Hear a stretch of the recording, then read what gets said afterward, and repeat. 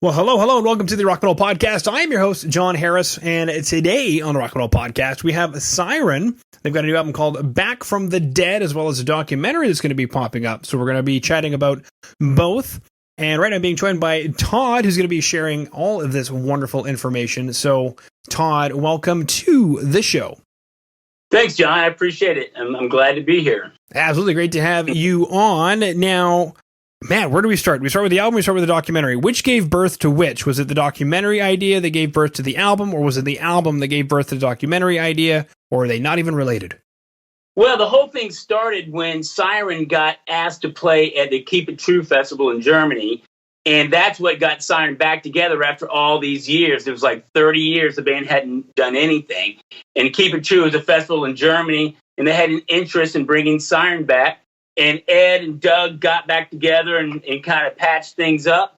And they started putting the band back together. And they got Hal, who was an original member. And they got Doug, and of course, and then Greg.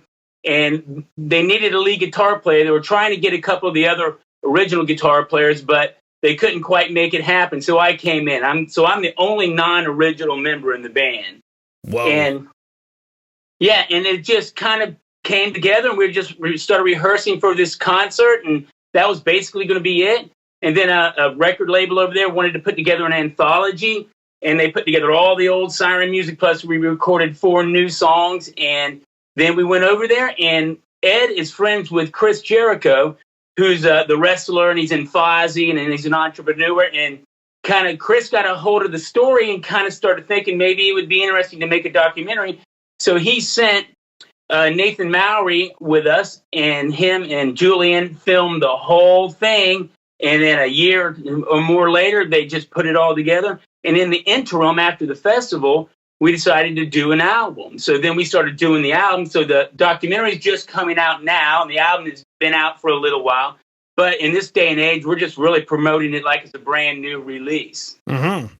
You might as well. Yeah, why not? Cool. Now, you are then the only non-original member. What's that like? You know, it was a lot of fun. You know, I've done music my whole life. I was really one of the few guys that had been doing music the whole time. I have a music school, and I teach, and I play a lot, and I release my own solo albums.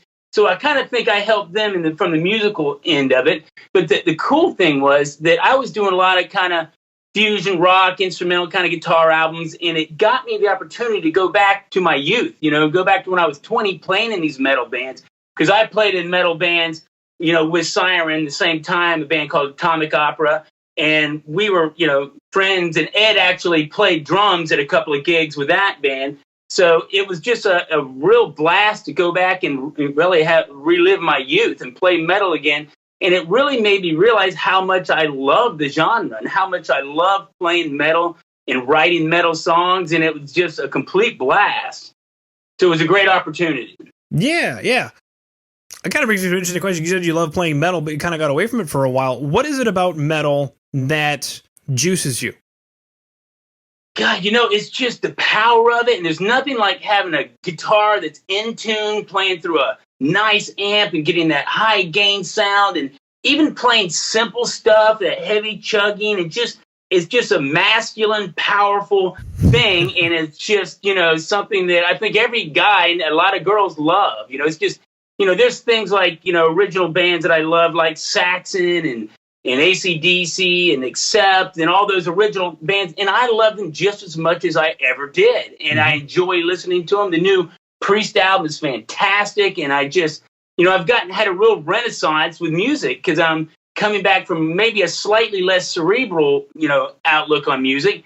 But in a way, it can be as complex as you want to make it or as simple as you want to make it. And it's just fun.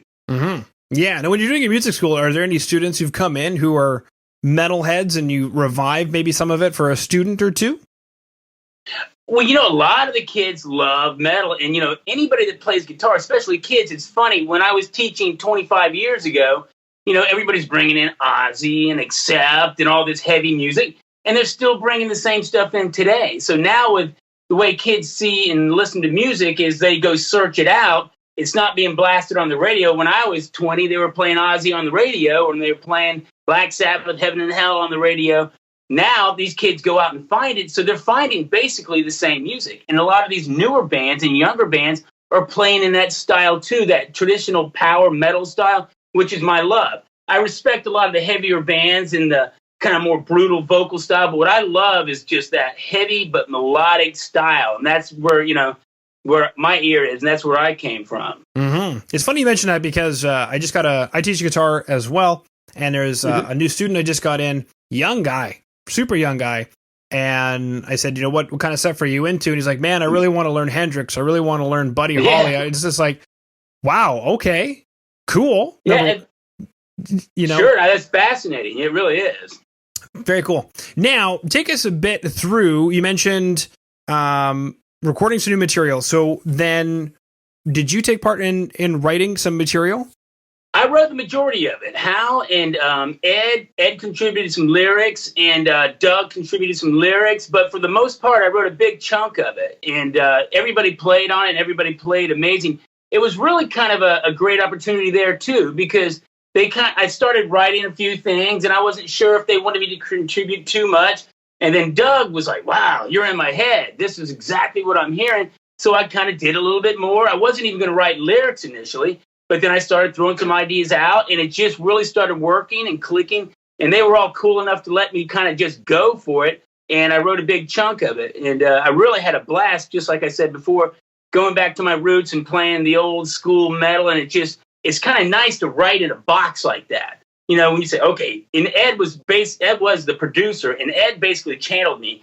I would send him demos, and he'd be like, no, that's too rock, man. That's too Guns N' Roses, more down picking. You want it real heavy. So he really directed me into that style, and it was really fun to be produced by Ed and to, really be told which avenue to go, what not to do. Because a lot of my original music that I've done before is really all over the road and very eclectic. But it was a lot of fun to just write basically metal songs with catchy hooks. And like I said, the other guys contributed a lot, but they were really cool to let me do it. And what I did is I really tried to write for Doug, the lead singer. Mm-hmm. He's got his stage personality is kind of this dark, menacing kind of thing. And I really just got into that mindset and wrote something that would just feel cool for him to sing. And he really dug it. So I got the green light, and I just went for it. Okay. Did you have to take any kind of consideration into, with regard to the vocals, tunings, keys, tempos, that kind of thing? You know what? That's interesting. That's very interesting. I sang all the demos, and Doug and I have a very similar voice. He has a much better voice than I do, but our range, I think he's got a little more range than I do, but they're so similar. So anything that I could sing, he could sing. So that was a blessing. He was able to just, improve. Basically, I would record something, and he'd come in there and take it to the next level and improve upon it. So that was a pretty easy transition there. And then, of course, Doug also had his own ideas, and he took a couple of the songs in a slightly different direction. But for the most part, he was able to just go with what we were doing. It was really, it was easier than I thought it was going to be. Mm-hmm. You mentioned, with the production side of things, discipline comes to mind. Working in a narrower space to achieve something, like for example, more down picking. Was that the first time that you've worked with a producer in that capacity? Well, I've worked with some good producers before. I worked with Jim Morris, who's a brilliant producer, and he really helped me out early on. And it's basically like going to, producing or guitar recording college with him. But it had been a long time. I basically just done my own independent albums. I had a deal in Japan early on, but for the most part, I was just putting my records out exactly the way I want to, and finding my own muse and just going all over the place. So it was very cool. It made things easier because Ed would, I'd send him something, he'd be like, nah, that's not for Siren. No, too much pull off. None, and he would give me all this. But then when I found something he liked, he was like, oh, cool, he likes this. And I started to figure out what he was going for. So he had this idea of what he wanted Siren to sound like. He wanted it to sound like old school Siren or the traditional metal. He didn't want it to sound too modern, which I think was a good move. Mm-hmm. Yeah. And then as far as you mentioned some recording there, that's another step with regard to recording and mixing and even mastering to take a direction. Does it sound more like old school metal or does it sound more modern? And I think a lot of that can happen in the mixing mastering stage. So do you know anything about that? Yeah, well, we had a pretty nice setup where I have my own little recording Pro Tools setup. Ed has his, and Ed's really smart guy, and he's really good at comping stuff and mixing stuff and putting it all together. And Hal has a little studio, the other guitar player, and we all kind of recorded our demos. And then when we got the basic rough tracks done, Ed would do the drums, and then we'd all have the drums, and I'd pull it off our Google Drive, and we'd do our parts, and we'd send it to him, and we'd get his approval on the parts, and then he would start comping and piecing it together. So it really, we got a process going pretty quick. And then Ed did all the initial mixing, and he did a pretty good job. As a matter of fact, his initial mixes I loved.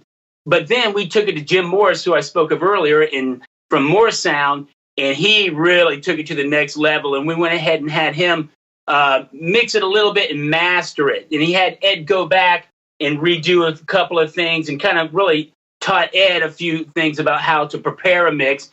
And Jim is just the best. So it was a real honor to have him involved. Mm-hmm. I'm looking at his space right now. It's a very, very, very nice space. It's cool, yeah. It's a new one. They had an old one back in the day that we used to all record at. It was a famous studio. A lot of the heavier metal bands recorded there back in the day. But they've got a really nice space now. It's great.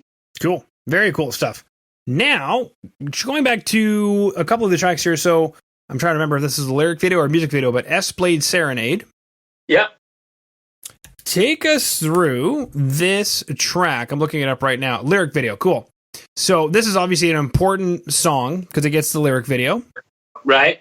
Take us through this track. Why is this such an important song, and what is this song about? Okay, well, first of all, Ed wrote the lyrics of this song. Ed and I co-wrote the song, and I worked on most of the music, but Ed wrote the lyrics. And basically, there's a character which is kind of the Doug, even though Doug's not a serial killer or anything, but it's kind of about this character that's kind of Doug, but kind of not, kind of an Alice Cooper kind of thing. Mm-hmm. And it's there's a song called Metro Mercenary they did years ago where this character is just this pure murderer, serial killer, and just a horrible, horrible guy. And then they wrote another song called Dead of Night, which is the same character, but he's kind of becoming self-aware. Mm-hmm. Now, this is like the third part of that trilogy where he's actually become more of an anti-hero. He's cast off his demons. He's still a bad guy, but now he's going after all the bad people.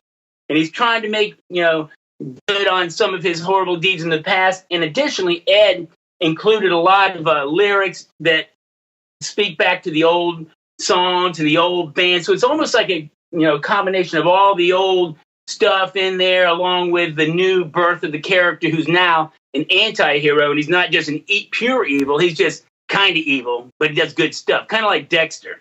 Now, you remember that old show? I do remember that old show. Now, is there then a theme or a concept to this record? Back from the Dead? No, it really is. Well, Back from the Dead, the concept is kind of easy. We're back. We're a metal band and we're back. That's basically the concept. And of course, this is almost like a concept song. This is the third part of a trilogy that Ed wrote throughout, Siren's career. But no, as far as the rest of the album, it's definitely not a concept album. Okay. Because I was looking at some of the track titles, and in my head, trying to piece together how the story goes. Right. Well, who knows? Maybe you can spend some time and you can figure it out. Maybe it is a concept album. Maybe it is. I'll have to develop some insomnia while trying to figure out the whole thing. There you go. Very cool. Because especially with the artwork, it's almost like, okay, here's this person, breaking out. We got the lightning, and then, okay, so where does the story take us from there? Right. Well, that's basically Siren's character. And basically, that's a young Doug, our lead singer. That's basically his character. And like I said, it's kind of this Alice Cooper thing. His stage personality and is just real dark and kind of menacing. He's not like that in real life, but that's kind of his half personality. And then this character is kind of half based on that. So it's the character is part of it, but that's about as far as that goes. It's just that dude's back from the dead. Beautiful. Okay. Now, I guess my big honking question then is, beginning of the year, 2021, album was released last April. We got the documentary coming up. What is the plan for 2021, or what's coming up next? Well, you know what? We're doing a lot of rehearsing. We're getting ready to shoot a video for Science Fiction Movie, and we got Craig from Full Throttle Productions. He's a great friend, and he's putting together a full-blown professional video shoot for us. So we'll have a video out. So that's the current thing that we're working on. And we're always writing. We got some other songs floating around, but I think our goal is to start playing again. Like I said, we would have been going back to Germany this year or even earlier last year, but there's this thing called COVID. Have you heard about that? I believe I have. Yeah, so that like knocked that whole idea out. And I'm not sure about what's going on this year. So I'm not in charge of making the decisions, but my theory or what we should do is start planning for 22. We get some festivals set up. We go over there and try to do 4 or 5 festivals in Europe, and Germany especially has Siren has a nice following. They really love Siren in Germany. So that's kind of my goal. And then in the interim, I would like to start working on another album. So basically just waiting around until the world comes back to normal, hopefully. Yeah. Now, I have my own theories, but I'm curious to hear from you, Todd. Why do you think that Siren is so revered in Germany? I don't know. Well, it's back in the days of the early metal and, all these bands, Siren, Nasty Savage, who's friends of ours, and all these early metal bands. And, Metallica was part of that early metal thing in California. And they just started really having these pen pals with people in Europe, mailing them little fanzines and keeping up the information and trading tapes. And they just were really in the middle of it. And they put together some pretty decent products for the day. They put out a single record, which is kind of rare. And they put out 2 or 3 cassettes. And they just got it out. And they were just like a machine, mailing stuff out, corresponding, mailing stuff.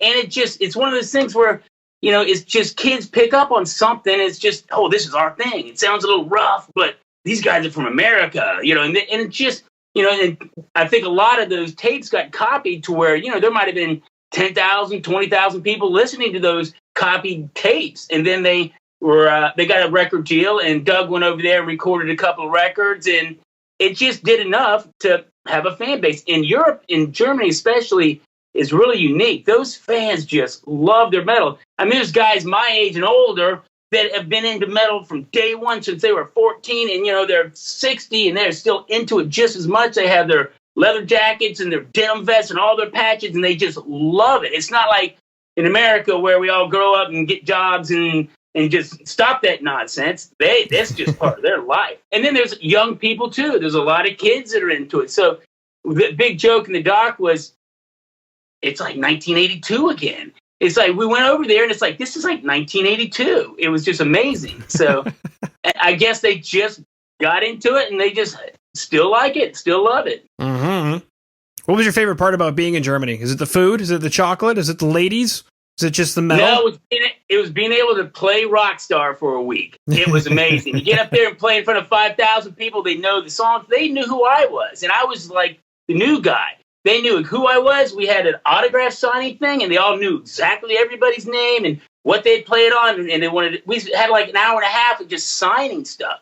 So it was fun. I got to play music. And the one thing about being a musician is somebody's got to care. If you put something out and it's the most brilliant thing ever written or recorded and nobody cares, it doesn't matter.